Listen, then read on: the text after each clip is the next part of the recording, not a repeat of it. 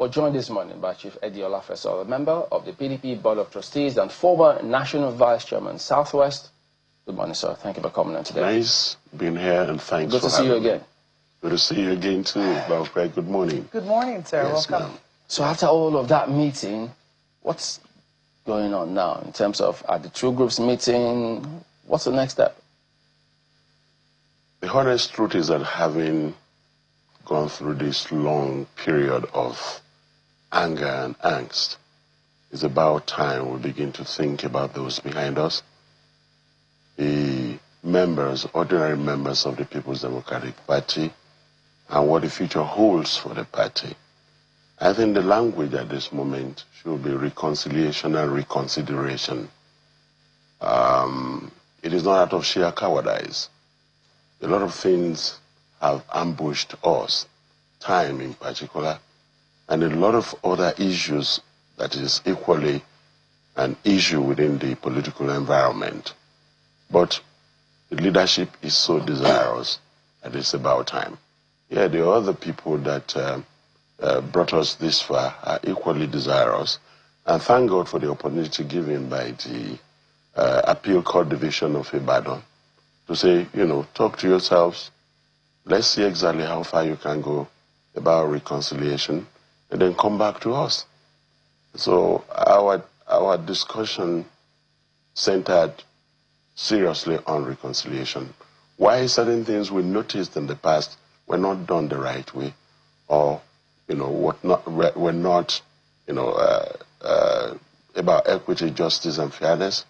We'll continue to see how best all of us can talk about this when we sit around the table to discuss the future of the party. So that means that, when both groups meet, yes, they are not going to be thinking about either the abandoned judgment or the forthcoming convention, because the Wiki-led team has said these are our conditions.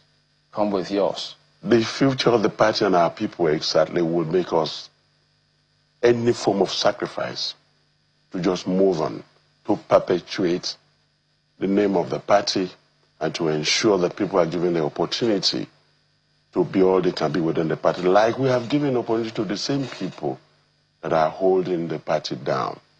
But those things are in the past now, and lessons must be learned from it, that, grandstanding, absolutism cannot actually rule in the future if all of us are going to come together. You see, 2027 is knocking at the door. We're already in March, and the new electoral law has actually, stemmed a few things we could have dragged for a longer time. So 24 hours now is a very critical moment. And that's the leadership, why the leadership decided that it's about time if these people are willing to listen, because it's not the very first time an overture of peace was made. The BOT set up a 6-man panel led by Bukola Saraki, just before, sometime before the convention. And the kind of conditionalities put on the table already jeopardized and actually destroyed the party completely, if possible, in the future. Yeah. Even the counsel that was given by, because as you rightly highlighted, Senator Bukola Saraki headed a reconciliation committee. And he spoke up before that Ibadan convention that he doesn't believe the party should go to a convention. He believes that the party needs to set up a caretaker committee. He wasn't listened to, was he? Since we're going to the reconciliation table now, a few of those things that transpired at that time may not be considered, but that's just trying to roughen up the whole process again, and that will bring a situation where people will be justifying, and doing everything possible to say they were right or wrong. But we've been held down for too long. And when we had the opportunity of the Ibadan High Court to say, you go ahead with this, you saw the beauty of the strength of the party at the grassroots level. I witnessed it. Yeah, the court may have, asked for the nullification of that convention, but the reality of it is that the memory of it will linger with us until our final days on earth. And it was the best moment of our life. It brought out great people. Nimo Turaki, in Comrade Ini. I never met that young man before. A very versatile, highly cerebral human being. A lot of these current, NWC members, they came up and the party started, growing new plume. But then these people are still there. There are a lot of comments on the leadership side that many of us, at this level, are even aghast and worried that, the party can be negotiated with the way it's being done. And that's exactly what worried everybody. But at the moment, you have to actually, calm down and take a look at it. And it is not cowardice to seek peace. Indeed, okay. Yeah. Well, I'm just wondering what shape, what form would that reconciliation take? What are the elements that you think will be important to address within the reconciliation that both sides seek? You see, we first of all, we must be fair to each other. We know where the majority of the people are. And at the same time, we must take a look at how we arrived at this juncture and never allowed it to happen. But what I feel we are going to do is to ensure that at this moment, and the committee will come together, both sides, sit with some of the key leaders, and begin to look at exactly what has transpired. So they are going to format and come up with a workable solution to the problems that we have now. But time is of the essence. We have denied our people. The reason why our people are living in drone is that it's like their dreams and ambition have come to a halt. It's in cul-de-sac. And we have to do something to ensure that we set them free. And we must have to do it as quickly as possible. Kudos must be given to the remaining governors, because they too have existential threat. Well, it's just that those governors are not, I don't know if any one of them is vying for another term. I think the remaining ones are supposed to be on their way out. Yeah, but if they're not even vying for governorship, they can be senator. They can be anything within the party. So essentially, that won't be the reason. I am close to virtually everybody. And this is not time to judge characters. But the truth is that what kept us waiting, who amongst us have not gone through one denial or the other in this? But I came back from America 22 years ago, and I tell you, there's nothing I've not seen. I've been beaten black and blue. But what is important to me is what this party represented in the early days between 1999 and the 15 years we spent in office. There, derailment, people got carried away by power. It's usual. The same bug that beat a few of them in the past are still biting some people. Nothing lasts forever. It's going to end. And history will actually take an account of what you did while you're there. So we are seizing the opportunity as an elder. Now that I have got into the 7th floor, my belligerence is reduced, and I begin to see myself in all parts of the argument. It is not as important. Whatever argument we espouse is not as important as the destiny of those people who gave all. Look, it's a privilege to have gotten to this level. How about those people at the ward level, at the local government level, at the state level? Some people are just wanting to be a councillor. And then how about the effort, the sweat, and the blood of the founding fathers? If PDP is not on the ballot in this in 2027 election, that will be the end. Some of us would rather give everything we have for the party to be on the ballot. And that is the reason why today I am known to represent the survival of the party, and I have spoken about it 1,000 times. But whatever it takes, whatever they want to take, let them. But our party must never travel this path again, because we all failed. And I know the caution, the warning, all of you, including Mark, including Chamberlain, advising us to take the right decisions and look beyond self and the immediate gratification of what you're doing.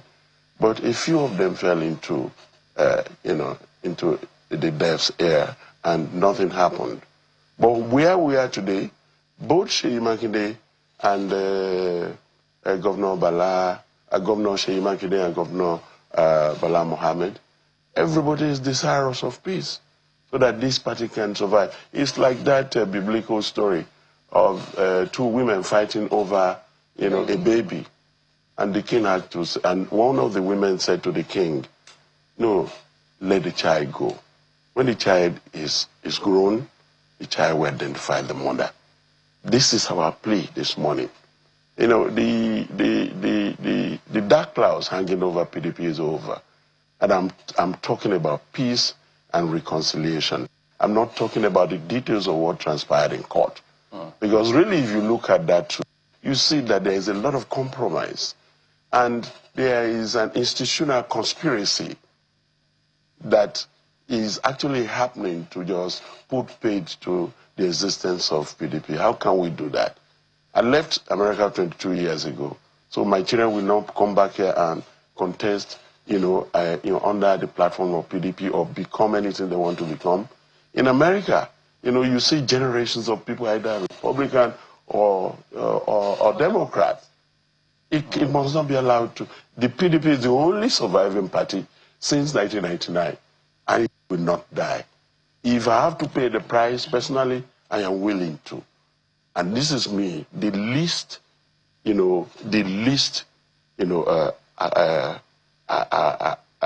accommodated in the process of things. So we're here. We're telling them it's about time we sit and think about this. Yeah, you asked the question at the beginning about the role of the former Senate president. Yeah. He did his utmost best. Well, at that time, we had to make a point. And thank God for the opportunity given to us by the High Court in Oyo State. One day, the video of that moment will be played to the rest of Nigerians. You see, we're just trying to tell ourselves that by the time we sit down, all this grandstanding about this and that, we know how wrong and far from it. And there are issues, even in court. You recollect that, the suspension of some of the key leaders of the party, the court upheld.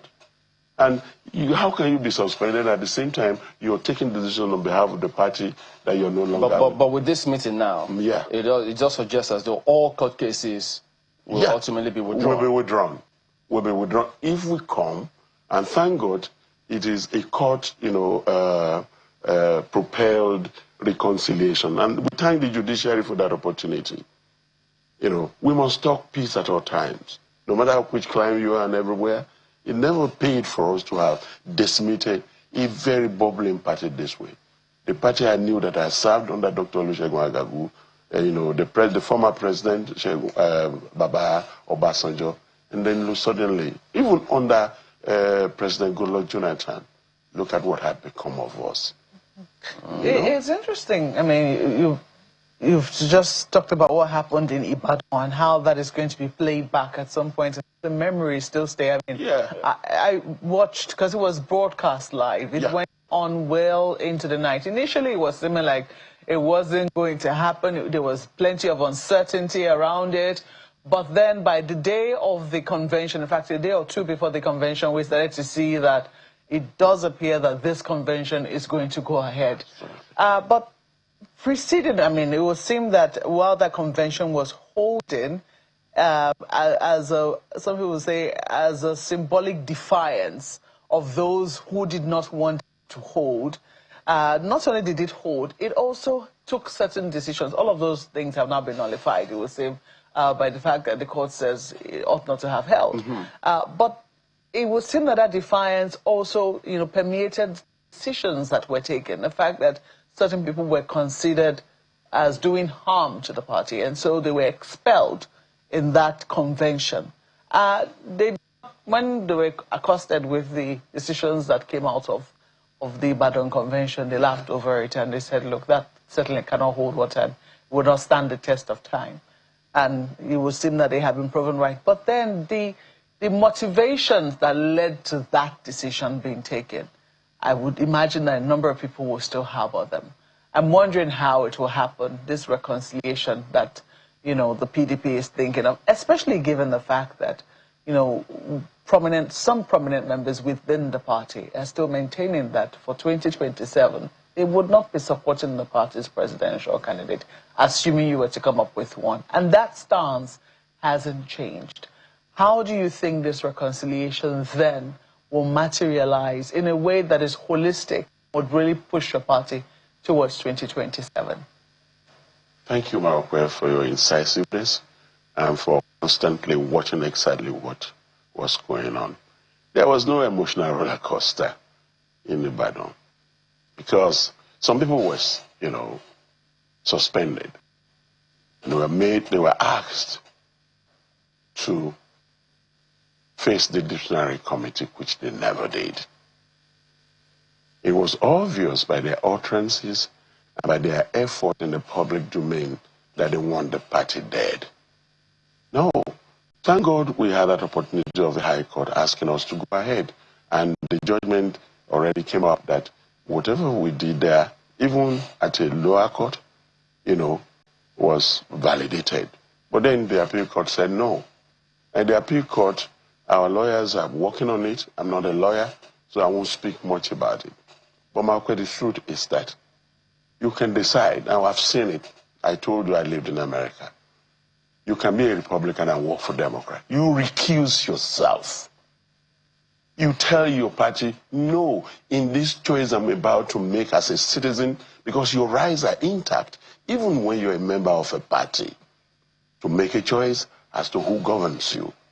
But in this circumstance, you call yourself a member of a party, and without even the processes, we're yet to get a candidate, we're yet to nominate a candidate for the party. All we did was to zone it to the South, which means Southeast, Southwest, and South-South. And you went ahead like that. I know time changes the opinions of man. And I know fully well that those decisions on their part were even far more emotional than the decision we reached. There is nothing around here. They were very quiet, and a provincial person in Akure. But my love for the party, there is no meeting call that I've ever missed one, and I will never be late. So it wasn't as if decisions were taken behind me. Can you imagine the chairman of the convention, after we all have taken a decision and phone calls came in, and he walked out. So we have been infiltrated beyond survival.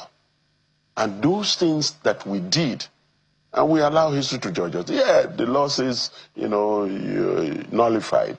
But how about memories and exactly what led to it? The thing is, we all went through this process. Some people made it big. Some made it to become governor. They have this unlimited access to resources, especially in a third world country, where the access of the government is not different from what the individual has. There is no thin line between it. You do whatever you want with those resources, and you acquire power, unlimited power. Anything can happen. And this is exactly what played out and what is about destroying us. But with the effort made by Senator Bukola Saraki and some of the key leaders, Governor Bala Mohammed, Governor Sheyi Makinde, we will get somewhere. It's just that we have to be honest and sincere. We've made series of efforts, but we want the Nigerian people and the remaining members that are loyal to our party to recognize the fact that it is not about politics. It is about doing the right thing. And it's about leadership, looking behind them and see that they are positioned well. Without the existence of Akintola or Bafemi Awolowo and all those key leaders of the Western region, I won't be sitting here with you talking to you. Born by a father with 4 wives and 11 children, we're just numbers. But because of the quality of the policies, some of us rose beyond poverty level and came to middle class. Unfortunately, the middle class, we are back to the other side now. But generally speaking, Ibadan was an eye-opener in so many ways. And I believe that it's the energy that brought us to this level, because they never knew that the party can actually galvanize itself without the authority and the authoritarianism of an individual who believes he has it all. It is wrong. All right, well, as we wind down, I know both groups are still going to meet, fine-tune their policies and come up with a position which everyone is supposed to abide by.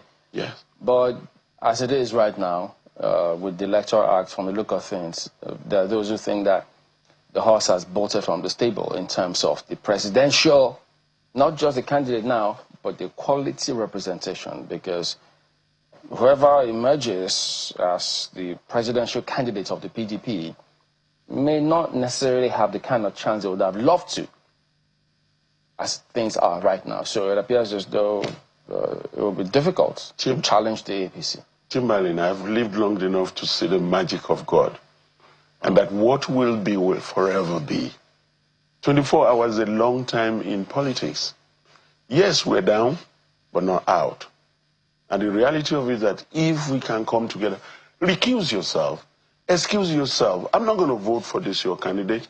So in the interim, if that's the candidate you're picking, I am not going to work for the party in this circle. And you're free. And everybody will still welcome you back by the time that decision is taken. Would that be a condition for reconciliation? No, there is no conditionality. The decision will be taken by the leadership. And we're open and we're free of any form of encumbrance on our side. And we'll continue to preach peace for every one of our members across the country. All right, at least we'll see. The electorate will be waiting to see what the party eventually comes up with and see how it all plays out. We do appreciate your coming on this morning. Thank you. Chief Edola, member, Board of Trustees of the PDP, and also former National Vice Chairman of the Southwest. Thank you very much.